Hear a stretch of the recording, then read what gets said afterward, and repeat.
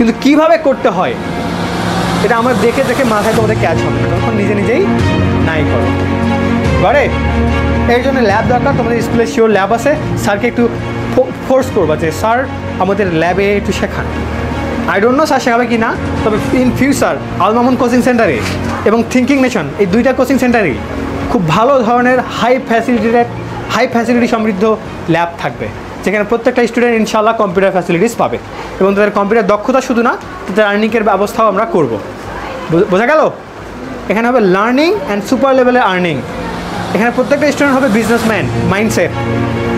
এরা চিন্তা করবে ন্যাশনাল স্কেলে না, ইন্টারন্যাশনাল স্কেলে। মিস্টার আশিক যেমন ইন্টারন্যাশনাল মানুষ, তোমরা ওই রকম হবা। ওই মাইন্ডসেটটাই আমরা তোমাদের পুশ করবো।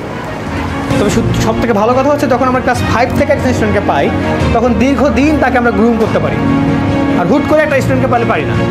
সে স্পিকিং ইংলিশ থেকে শুরু করে তার ফিজিক্যালিটি, তার স্পোর্টস কোয়ালিটি, তার লিডারশিপ কোয়ালিটি, তার কমিউনিকেশন স্কিল, তার বিজনেস ডেভেলপমেন্ট, তার আর্নিং ক্যাপাবিলিটি, তার ভালো স্টুডেন্ট হওয়ার যোগ্যতা, সব কিছু এখানে শার্প করবো আমরা।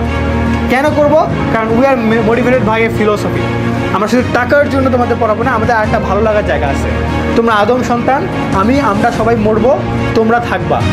তোমাদের মূল্য অনেক। এই ইউনিভার্স যত কমপ্লেক্স, তার থেকে তোমাদের সৃষ্টি অনেক কমপ্লেক্স। যে সৃষ্টিকর্তা তোমাকে সৃষ্টি করছে, আমার রিওয়ার্ড তার কাছে, আমার পুরস্কার তার কাছে।